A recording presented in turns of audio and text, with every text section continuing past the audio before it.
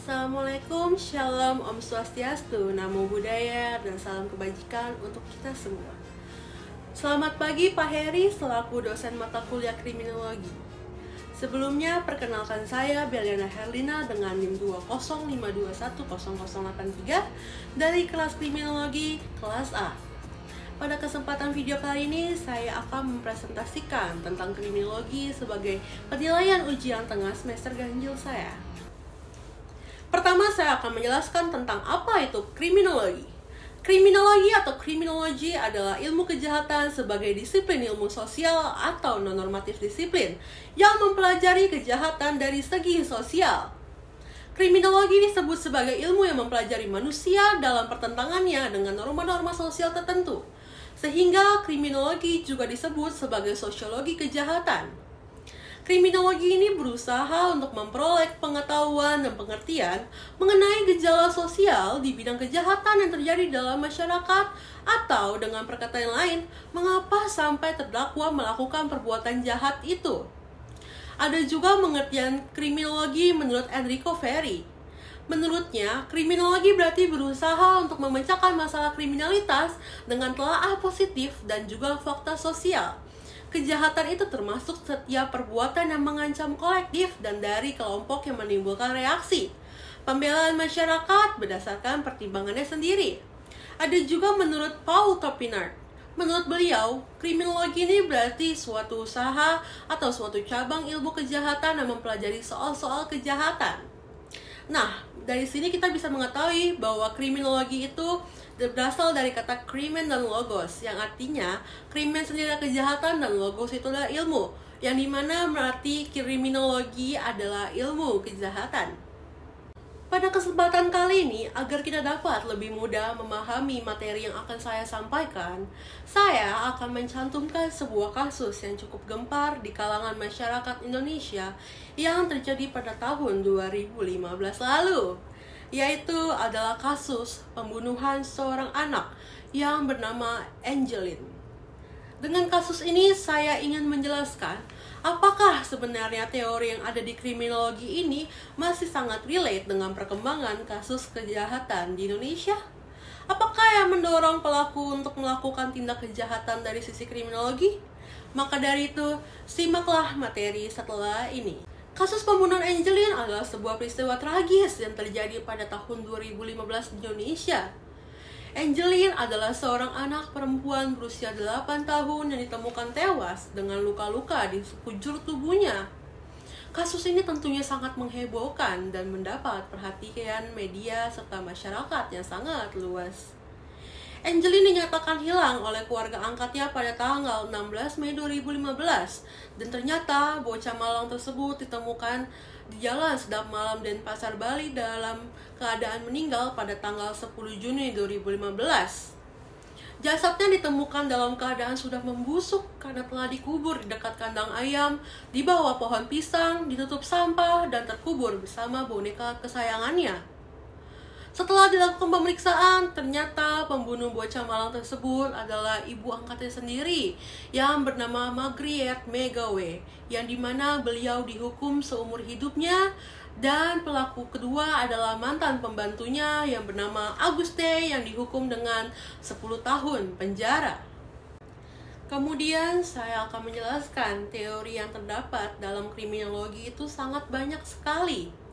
Pada kesempatan kali ini, saya akan menjelaskan beberapa teori, yaitu yang pertama, saya akan menjelaskan tentang teori Lombroso.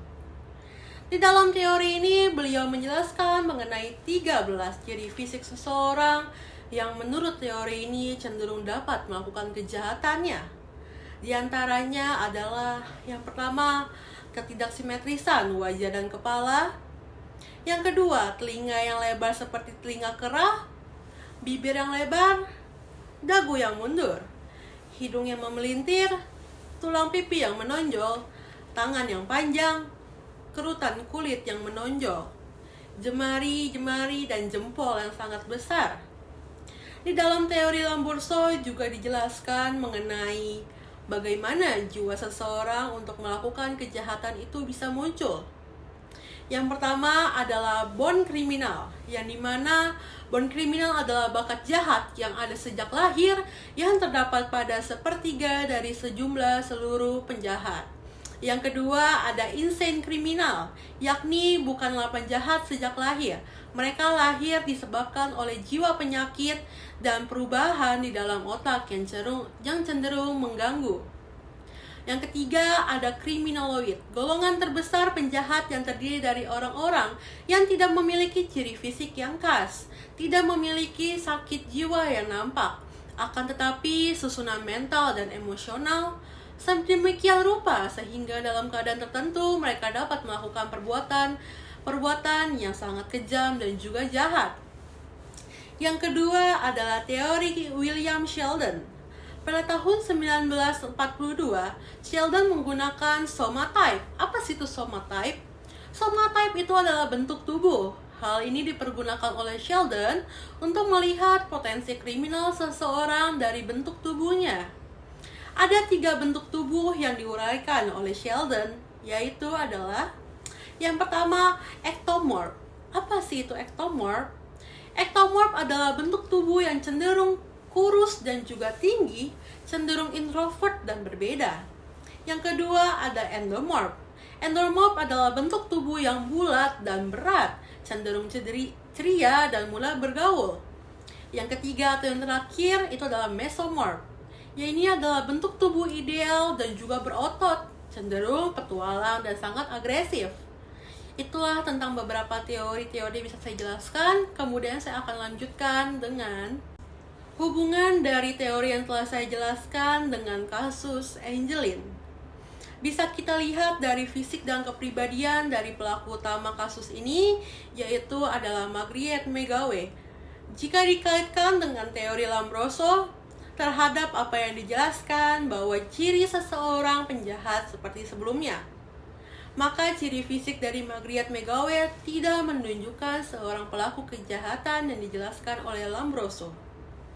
Dan jika kita sambungkan fisiknya ke dalam teori William Sheldon dalam wawancara oleh reporter kepada penduduk sekitar rumah pelaku, memang ternyata Margriet McGawe ini merupakan orang yang tertutup dan sangat-sangat jarang berinteraksi kepada masyarakat di sekitarnya.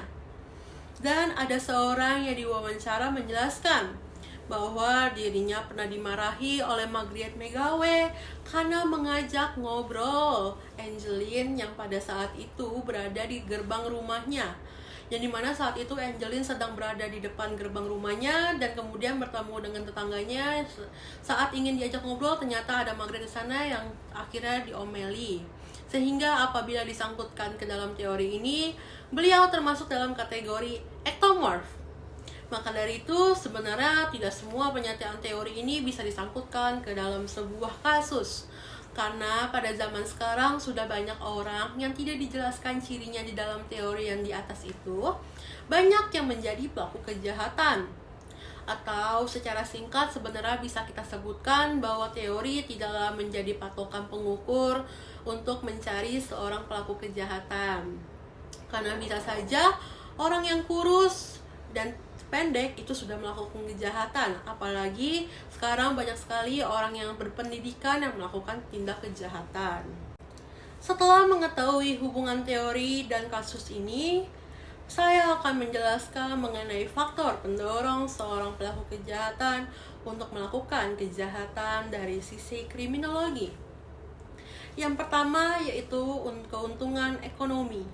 Banyak kejahatan seperti pencurian atau penipuan dilakukan dengan tujuan memperoleh keuntungan materi, atau sebenarnya pada zaman sekarang kita bisa lihat sudah banyak kasus-kasus pembunuhan di Indonesia, apalagi di dalam keluarga, untuk mendapatkan keuntungan dari klaim asuransi. Karena kita tahu klaim asuransi untuk orang yang sudah meninggal itu sangat-sangat besar. Yang kedua adalah dendam atau emosi. Pelaku kejahatan mungkin didorong atau oleh kemarahan, cemburu, ataupun dendam. Yang ketiga ada alkoholisme. Pengaruh alkohol terhadap kejahatan sampai saat ini masih menempati posisi yang paling tinggi dan beragam jenisnya. Yang paling berbahaya dari efek mengkonsumsi alkohol adalah melakukan tindak kekerasan dan kejahatan terhadap harta benda. Yang kemudian yaitu adalah pencarian sensasi. Beberapa individu mencari sensasi dan adrenalin yang datang dengan melakukan kejahatan seperti balapan liar atau vandalisme. Yang terakhir yaitu adalah nafsu untuk memiliki atau nafsu ingin memiliki.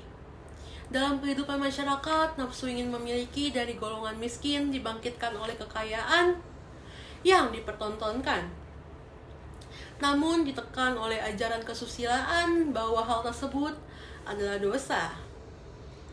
Ada kecenderungan bahwa pencurian biasa lebih banyak dilakukan oleh orang-orang miskin karena maksud-maksud kesengsaraan, dan sedangkan kejahatan yang lebih kompleks bentuknya lebih dikarenakan nafsu ingin memiliki. Itulah faktor-faktor mendorong yang saya bisa jelaskan. Pada kasus pembunuhan Angelin, seperti yang kita tahu, motif dari pembunuhan orang tua angkatnya, yaitu Margaret McGavey, adalah dari segi ekonomi. Kenapa dari segi ekonomi? Karena dari pandangan jaksa penuntut umum telah membetulkan bahwa motifnya adalah dari segi ekonomi, yang dimana maksud dari segi ekonomi itu sendiri adalah karena adanya warisan. Hal ini diawali dari pengangkatan anak serta terbukanya terdakwa. Margaret Christina McGavey atau yang tersebut Margareta mengatakan secara terpaksa, walaupun dalam perjalanan waktu terdakwa juga menyayangi korban. Terpaksa tersebut adalah terpaksa untuk membunuh Angelin. Tetapi pada pernyataan sangat menyayangi, korban itu sangat bertentangan. Karena fakta berdasarkan keterangan saksi-saksi, terdakwa justru melakukan eksploitasi anak kepada Angelin, dan juga melakukan penelantaran dan juga tindak diskriminasi dengan cara tidak memberi makan dan lain sebagainya, sampai akhirnya terdakwa membunuh korban. Itulah pembahasan saya mengenai kriminologi dan yang didasari dari kasus pembunuhan Angelin pada tahun 2015 silam. Kurang selebihnya saya mohon maaf dan terima kasih.